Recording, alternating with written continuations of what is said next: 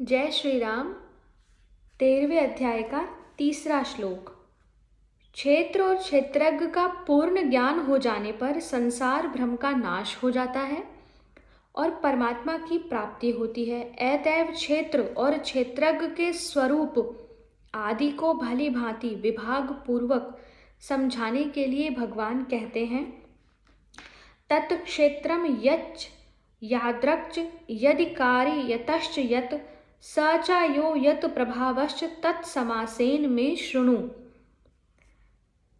अर्थात वह क्षेत्र जो और जैसा है तथा जिन विकारों वाला है और जिस कारण से जो हुआ है, तथा वह क्षेत्रज्ञ भी जो और जिस प्रभाव वाला है, वह सब संक्षेप में मुझसे सुन। भगवान कह रहे हैं कि वह क्षेत्र अर्थात कोई शरीर जो जैसा है और जिन विकारों वाला है, जिस कारण से वह जो हुआ है, तथा उसके अंदर जो जीवात्मा स्थित है, क्षेत्रज्ञ है, वह भी जिस प्रभाव वाला है, वह सब संक्षेप में मुझसे सुन। प्रश्न है, क्षेत्रम के साथ तत्व विशेषण देने का क्या भाव है और यत पद से भगवान ने क्षेत्र के विषय में किस बात के स्पष्टीकरण का संकेत किया और वह किस श्लोक में किया? तो इसका उत्तर है कि क्षेत्रम के साथ तत्व विशेषण देकर यह भाव दिखाया है कि जिस शरीर रूप क्षेत्र के लक्षण पहले श्लोक में बताए, उसी का स्पष्टीकरण करने की बात इस श्लोक में कही जाती है। और यत अर्थात यत का शाब्दिक अर्थ है जो, यत पद से भगवान ने क्षेत्र का स्वरूप बतलाने का संकेत किया है कि उस क्षेत्र का, जिसके स्वरूप की बात अभी हुई, उसके लक्षण मैं तुझे बताऊंगा। और इसी अध्याय के 5वें श्लोक में उन लक्षणों को बताया गया है। प्रश्न है, यादृक पद से क्षेत्र के विषय में क्या कहने का संकेत किया गया है और वह है कहाँ कहा गया है? तो यादृक पद से क्षेत्र का स्वभाव बतलाने का संकेत किया है। क्षेत्र अर्थात शरीर, और उसका वर्णन 26वें 27वें श्लोकों में समस्त भूतों को उत्पत्ति विनाशशील बतलाकर किया गया। सारे जो शरीर हैं वो उत्पत्ति और विनाशशील हैं। प्रश्न है, यद्विकारी पद से क्षेत्र के विषय में क्या कहने का संकेत है और उसे किस श्लोक में कहा गया? यद्विकारी पद से क्षेत्र इस शरीर के विकारों का वर्णन करने का संकेत है और इनका वर्णन 6ठे श्लोक में है। प्रश्न है, यत च यत इन पदों से क्षेत्र के विषय में क्या कहने का संकेत है और वह कहाँ कहा गया? इसका उत्तर है कि जिन पदार्थों के समुदाय का नाम क्षेत्र है, उनमें से कौन पदार्थ किससे उत्पन्न हुआ शरीर में, यह बतलाने का संकेत यतः च यत जिस कारण से जो हुआ पदों से किया गया और इसका वर्णन 19वें श्लोक के उत्तरार्ध और 20वें के पूर्वार्ध में किया गया। प्रश्न है कि सह पद किसका वाचक है तथा यह पद से उसके विषय में भगवान ने क्या कहने का संकेत किया और कहाँ कहा? तो जो सह पद है इस श्लोक में वह क्षेत्रज्ञ का वाचक है, आत्मा का वाचक है, जीवात्मा का, तथा यह पद उसका स्वरूप बतलाने का संकेत करता है और आगे चलकर उसके प्रकृतिस्थ एवं वास्तविक दोनों स्वरूपों का वर्णन किया गया। जैसे 19वें श्लोक में उसे अनादि, 20वें में सुख दुखों का भोक्ता, 21वें में अच्छी बुरी योनियों में जन्म ग्रहण करने वाला बतलाकर तो प्रकृतिस्थ पुरुष का स्वरूप बतलाया गया है और 22वें तथा 27वें से 30वें तक परमात्मा के साथ एकता करके उसके वास्तविक स्वरूप का निरूपण किया गया। प्रश्न है कि यत प्रभावः पद से क्षेत्रज्ञ के विषय में क्या कहने का संकेत है? यत प्रभावः का अर्थ है जिस प्रभाव वाला है और यह किस श्लोक में बताया गया? तो यत प्रभाव से क्षेत्रज्ञ का प्रभाव बतलाने का संकेत किया गया है और क्षेत्रज्ञ अर्थात जीवात्मा का यह प्रभाव 31वें से 33वें श्लोक तक बताया गया है।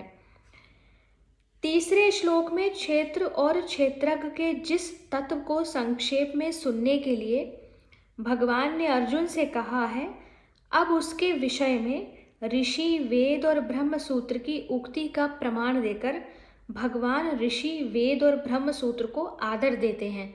श्लोक संख्या 4। ऋषिभिर्बहुधा गीतम छंदोभिर्विविधे पृथक् ब्रह्मसूत्रपदैश्चैव हेतुमभि विनिश्चिते। ऋषिभिः बहुधा गीतम छंदोभिः विविधे पृथक् ब्रह्मसूत्रपदे च एव हेतुमभि विनिश्चिते। अर्थात यह क्षेत्र और क्षेत्रज्ञ का तत्व ऋषियों द्वारा बहुत प्रकार से कहा गया है और विविध वेद मंत्रों द्वारा भी विभाग पूर्वक कहा गया है तथा भली भांति निश्चय किए हुए युक्ति युक्त ब्रह्म सूत्र के पदों द्वारा भी कहा गया है। प्रश्न है कि ऋषियों द्वारा बहुत प्रकार से कहा गया इस कथन का क्या अभिप्राय है। इस कथन का यह भाव है कि मंत्रों के दृष्टा एवं शास्त्र और स्मृतियों के रचयिता ऋषि गणों ने क्षेत्र और क्षेत्रज्ञ के स्वरूप को और उनसे संबंध रखने वाली सभी बातों को अपने अपने ग्रंथों में और पुराण इतिहासों में बहुत प्रकार से वर्णन करके विस्तार पूर्वक समझाया है। उन्हीं का सार बहुत थोड़े शब्दों में भगवान कहते हैं। प्रश्न है, विविधेय विशेषण के सहित छंदोभे पद किसका वाचक है और इनके द्वारा वह तत्व पृथक कहा गया, इस कथन का क्या अभिप्राय है। विविधेय विशेषण के सहित छंदोभि पद ऋग यजु साम और अथर्व इन चारों वेदों के संहिता और ब्राह्मण दोनों ही भागों का वाचक है। विविध का शाब्दिक अर्थ है, विविधेय का शाब्दिक अर्थ है विविध। समस्त उपनिषद और भिन्न भिन्न शाखाओं को भी इसी के अंतर्गत समझ लेना चाहिए। जो विविध स्रोत हैं, शास्त्र हैं, उनका संकेत यहाँ किया गया। इन सब के द्वारा वह तत्व पृथक कहा गया। इस कथन का यह अभिप्राय है कि जो सिद्धांत क्षेत्र और क्षेत्रज्ञ के विषय में भगवान यहाँ संक्षेप में प्रकट कर रहे हैं, उसी का विस्तार सहित विभाग पूर्वक वर्णन उनमें जगह जगह अनेकों प्रकार से किया गया। प्रश्न है, विनिश्चते और हेतुमभि विशेषणों के सहित ब्रह्म सूत्र पदे पद किन पदों का वाचक है और इस कथन का क्या अभिप्राय है। उत्तर है कि जो पद भली भांति निश्चय किए हुए हों और सर्वथा असंदिग्ध हों, कोई संदेह ना हो, उनको विनिश्चित कहते हैं तथा जो पद युक्ति युक्त हों अर्थात जिनमें विभिन्न युक्तियों के द्वारा सिद्धांत का निर्णय किया गया हो, उनको हेतुमत कहते हैं।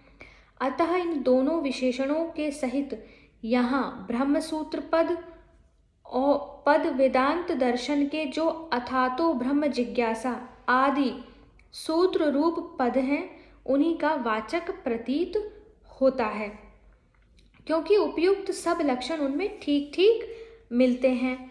तो इस कथन का भाव है कि श्रुति स्मृति आदि में वर्णित जो क्षेत्र शरीर और क्षेत्रज्ञ आत्मा का तत्व ब्रह्म सूत्र के पदों द्वारा युक्ति पूर्वक समझाया गया है, उसका निचोड़ भी भगवान यहाँ संक्षेप में कह रहे हैं।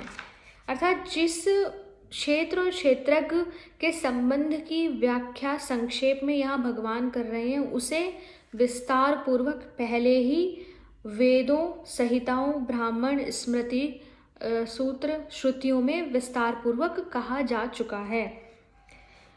श्लोक संख्या 5 से आगे के वीडियो में पढ़ेंगे। हरे कृष्णा।